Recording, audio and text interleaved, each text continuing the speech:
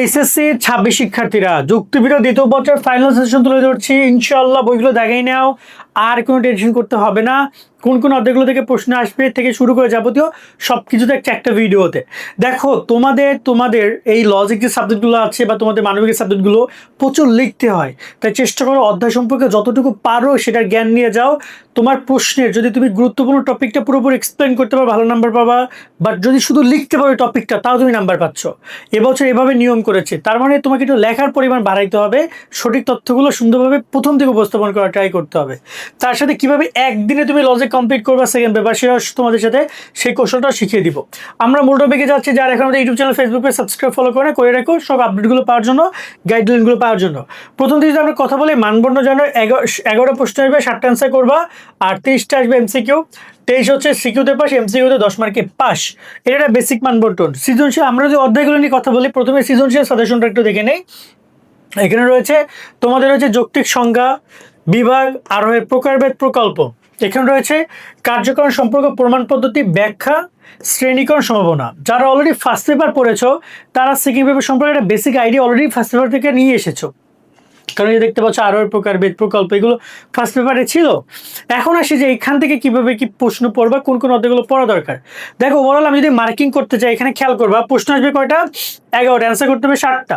এখন এই 7টা প্রশ্নে অ্যান্সার করার জন্য যতটুকু পড়া দরকার আমি তাই পড়বো। আমার কাছে মনে হয় যে 2 থেকে 3টা অধ্যায় আছে, তোমার ওভারঅল 7টা প্রশ্নের টেনশন ওই কভার করে দিতে পারে একা। কারণ অধ্যায় মাত্র 8টা, তা 8টা থেকে মাত্র 3টা বা 4টা অধ্যায় পড়লেই না। সে 4টাতে কি কি হইতে পারে? প্রথমে আসবে যৌক্তিক সংখ্যা, এইটা একটা দারুণ অধ্যায়, এবং এখান থেকে তোমরা একটা সিকিউ কনফার্ম পাচ্ছ। আরও এক্সট্রা কোথা থেকে দিবে একটা সেটাও বলতেছি। তোমাদের রয়েছে এখানে রয়েছে যৌক্তিক বিভাগ, এখান থেকেও তুমি একটা সিকিউ পাবা কনফার্ম। এরপর রয়েছে প্রকল্প, এখান থেকেও তোমাকে একটা সিকিউ দিবে, তবে এটা আমরা 2 এক্সট্রা দিচ্ছি, এটা এখান থেকে তুমি একটা পাবা। এরপরে হচ্ছে তোমার এখানে ব্যাখ্যা, এটাকেও আমরা তোমাদেরকে 2 এক্সট্রা দিচ্ছি, সরি এটা আমরা 2 এক্সট্রা দিচ্ছি, এখান থেকে তুমি একটা পাবা। শ্রেণীকরণ থেকেও তোমরা একটা পাবা, এবং সম্ভাবনা থেকেও তোমরা মোটামুটি একটা পাবা। এই টোটাল কয়টা কোশ্চেন গেল? 3 3 6টা। আর বাকি থেকে কয়টা কোশ্চেন বলো তো ভাইয়া? 4টায়। 4টা কই থেকে আসবে? এখানে আসবে আরোহের প্রকারভেদ থেকে, এটা 3 এক্সট্রা দিচ্ছি তোমাদেরকে। এখান থেকে আসবে তোমাদের কয়টা প্রশ্ন? 2টা পর্যন্ত প্রশ্ন আসবে এখান থেকে। তবে এখানে একটা কাহিনী আছে, আরও একটা কোশ্চেন মিসিং আছে, ওই কোশ্চেনটা কই থেকে আসবে বলো? এখান থেকে আসবে তোমাকে 2টা কোশ্চেন।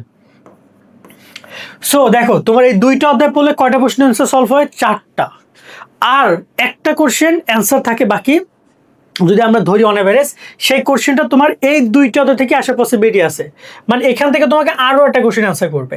সো ওভারঅল যদি আমি বলি, তুমি যদি এই যৌক্তিক সংখ্যা, যৌক্তিক বিভাগ, আরোহের প্রকারভেদ, কার্যকরণ সম্পর্ক, প্রমাণ পদ্ধতি, এই টোটাল 4টা অধ্যায় পড়ে যাও, ওভারঅল তোমার 7টা প্রশ্ন এখান থেকে কমন পড়ছে, 8টা পর্যন্ত প্রশ্ন কমন পড়ছে। তুমি খেয়াল করো, এখান থেকে আসবে 3টা, এখান থেকে 2টা 5টা, এই 2টা 7টা, 8 9 10 11। আশা করি পুরো ফর্মেটটা পাইছো। সো যদি মাত্র 4টা অধ্যায় পড়ে যাও, তো তোমরা যদি এই কটা অধ্যায় পড়ে যাও, তোমার আর টেনশন করতে হবে না, তোমার মোটামুটি সবই কমন পড়ছে। আর এমসিকিউ নিয়ে যদি কথা বলতে চাই, দেখো এই আর সৃজনশীল পড়া নিয়ে যদি বলে আলাদা করে একটা তোমার সেইটা এখন করার দরকার নেই। বেসিক বোঝার চেষ্টা করো, গ ঘ বুঝে পড়ার ট্রাই করো, 20 থেকে 30টা সৃজনশীল দেখে যাও, আর টপিকগুলো দেখে যাওয়ার চেষ্টা করো। এমসিকিউ নিয়ে যদি কথা বলি আমরা, তোমাদের এমসিকিউ খুবই খুবই গুরুত্বপূর্ণ। তোমরা এখানে এমসিকিউ এর যৌক্তিক সংখ্যা, এখানে প্রত্যেকটা থেকে তোমাকে 4 থেকে 5টা করে এমসিকিউ দিবে, 4 থেকে 5টা করে দিতে 8টা, তো সো দেখা যায় কোনো থেকে 4টা দিবে, কোনো থেকে 5টা মিলে টোটাল 30টা কোশ্চেন করবে।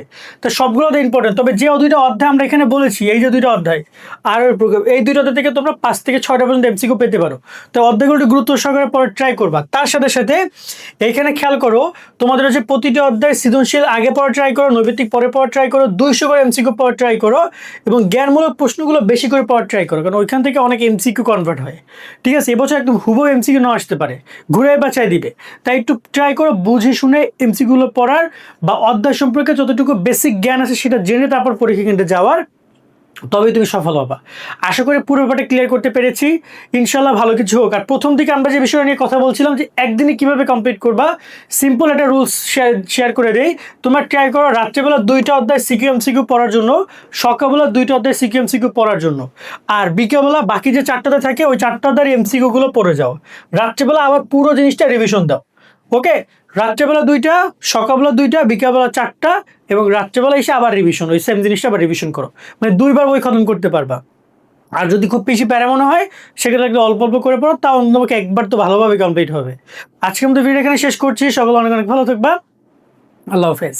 এইচএসসি 26 ব্যাচের পরীক্ষার্থীরা মানবিক কিংবা বিভাগ পরিবর্তনের গ্রুপ থেকে তোমরা যারা ঢাবি, রাবি, চবি কিংবা গুচ্ছতে পরীক্ষা দিবে, সকল বিশ্ববিদ্যালয়ের জন্য অল ইন ওয়ান প্যাকেজ 2000 টাকার কোর্স মাত্র 700 টাকায় পড়ানো হবে বাংলা, ইংরেজি, সাধারণ জ্ঞান, কোথাও কোথাও আসে গণিত কিংবা আইকিউ, সবকিছুই পড়ানো হবে। প্রায় 70টার মতো ভিডিও ক্লাস, 180টার মতো টপিক বেসড এক্সাম কিংবা 20টা স্পেশাল মডেল টেস্ট, সবকিছুই পেয়ে যাচ্ছ মাত্র 700 টাকায়। এই অফারটা সীমিত সময়ের জন্য। ভর্তি হতে ভিজিট করো nahid24.com অথবা স্ক্রিনে দেখানো হোয়াটসঅ্যাপ নাম্বারে মেসেজ করো।